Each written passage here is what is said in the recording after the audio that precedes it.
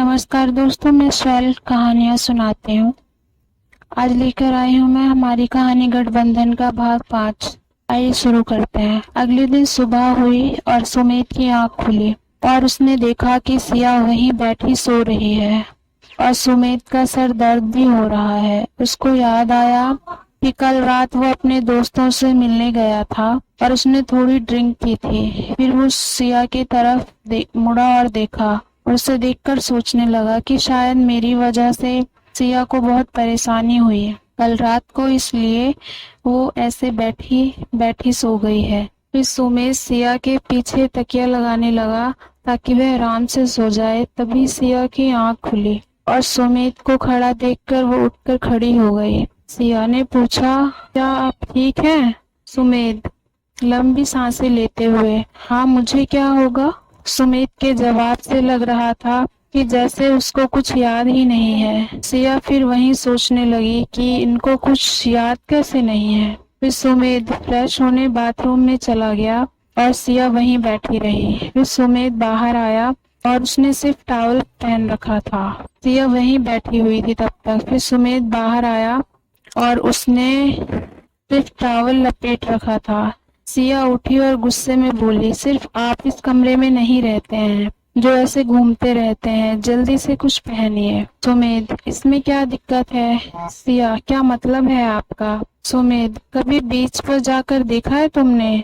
वहाँ लड़कियां भी ऐसे छोटे कपड़े पहनकर घूमती हैं। सिया, हमने फिल्मों में देखा है, तो बेहतर है कि आप मेरा दिमाग ना खाएं और जाकर कुछ पहन ले। और जाइए, हॉस्पिटल से फोन आ रहा है प्रियंका का। सुमित, अब तो फंस गया हूँ। ऊपर देखते हुए सुमित ने फिर कहा, औरतों के बीच क्यों फंसा दिया हमको? ये यहाँ खड़ी सिया सुन रही थी और फिर बोली, क्या बोला आपने? मैं क्या परेशान करती हूँ आपको?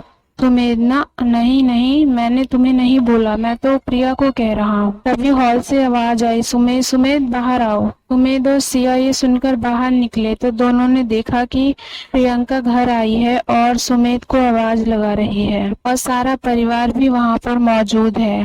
फिर सुमित पर सिया दोनों प्रियंका के पास गए। सुमित प्रियंका के सामने जाकर खड़ा हुआ और बोला, सॉरी प्रियंका, वो मैं आने वाला था लेकिन मेरी कार खराब हो गई और मुझे राकेश मिल गया था, वो कॉलेज वाला, तो वो लेकर चला गया अपने साथ। तुम तो जानती हो ना कि वो कितना जिद्दी है। प्रियंका गुस्से से उसे देख रही थी और सुनीता की तरफ देखकर बोली, आंटी देख रही हो आप कैसे बहाने मार रहा है? मैंने बात ही नहीं करनी इससे, रहो आज से तुम अकेले। सुनीता मुस्कुराने लगी और सिया की तरफ देखकर बोली, दोनों बचपन के दोस्त हैं तो मस्ती मजाक करते रहते हैं। सिया कुछ नहीं बोली और प्रियंका फिर मुस्कुराने लगी। साथ में सुमेध उसे गले मिलते हुए बोला, सॉरी यार, अब नहीं होगा ऐसा, पक्का अगली बार से नहीं करूंगा। लेकिन विजय यानी कि सुमेध का छोटा भाई, उसे ये पता नहीं था कि सुमेध ने अपनी शादी की बात प्रियंका को नहीं बताई है और वो उसके सामने बोल पड़ा, अच्छा हुआ प्रियंका दी आप आ गई, अब भाई को समझाओ आप ही की शादी के बाद ये पार्टी दे दें। ये बोलते ही सुमेध और सिया विजय की तरफ देखने लगे और प्रियंका ने जवाब दिया, किसकी शादी? ये सुनते ही सब घरवाले समझ गए कि सुमेध ने किसी को नहीं बताया है कि उसकी शादी हो गई है। विजय अब डर गया था क्योंकि सुमेध से अब उसे डांट पड़ने वाली। प्रियंका, विजय किसकी शादी की पार्टी के लिए बोलूं? फिर प्रियंका सुमेध की तरफ देखते हुए बोली, सुमेध किसकी शादी की बात हो रही है? तभी सोनम बोली, ये सिया भाभी की। फिर विजय अपनी पत्नी की तरफ देखकर उसे डांटने लगा और धीरे से बोला, खुद तो मरेगी पागल, मुझे भी साथ में मरवाएगी। प्रियंका कुछ समय तक चुप रही और फिर बोली, वाह सुमेध, तुमने शादी कर ली और मुझे बताया तक नहीं। सुमेध, वो प्रियंका ने खुशी जताते हुए कहा, तो इस बात पे पार्टी तो बनती है ना?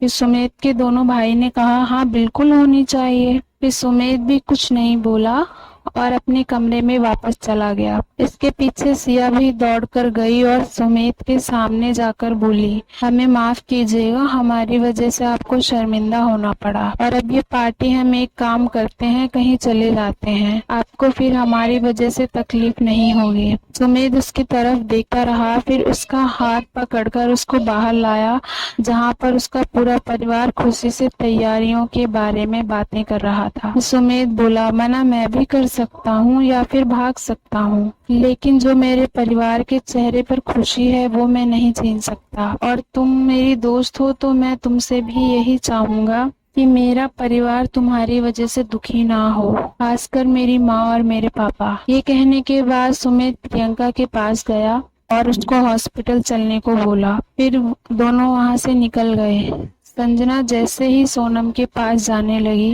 वैसे ही सोनम अपने कमरे की तरफ चली गई, क्योंकि सोनम संजना से नाराज थी कि संजना ने उसे सुमेध और अपने बारे में नहीं बताया था। रिद्धि भी कॉलेज चली गई और मास्टर जी की तबीयत ठीक ना होने के कारण वो छुट्टी पर थे, तो सुनीता और मास्टर जी बैठकर कामों की लिस्ट बनाने लगे और मास्टर जी की माँ अपने कमरे में आराम करने चली गई। यह वहीं खड़ी अभी भी बस सोचे जा रही थी और देखे जा रही थी। वहाँ सुमेध भी अपने क्लिनिक में बैठकर पार्टी के बारे में सोच रहा था। वो सोच रहा था कि उसके दोस्त उसका मजाक उड़ाएंगे, क्योंकि सिया उससे उम्र में बहुत छोटी है। हालांकि सुमेध अपने शरीर पर बहुत ध्यान रखता था, इसलिए उसकी उम्र का अंदाजा लगाना मुश्किल था, लेकिन फिर भी सिया उसके सामने बच्ची लगती थी, क्योंकि सिया की उम्र उनसे आधी थी। उधर सिया ये सोचकर दुखी थी कि उसे लग रहा था कि सुमेध के सामने उसे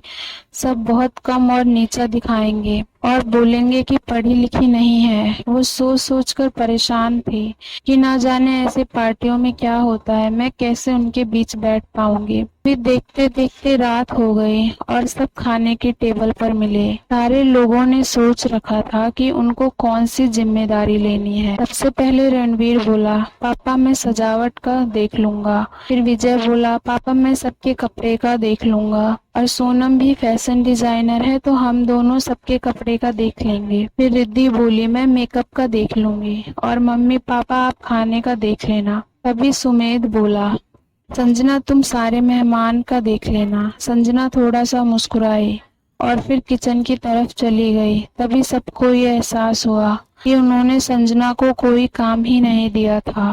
फिर सारे लोग वहां से उठकर अपना खाना पीना खत्म करके अपने कमरे में चले गए और सबने 2 दिन की छुट्टी ले ली ताकि सारा काम कर सकें।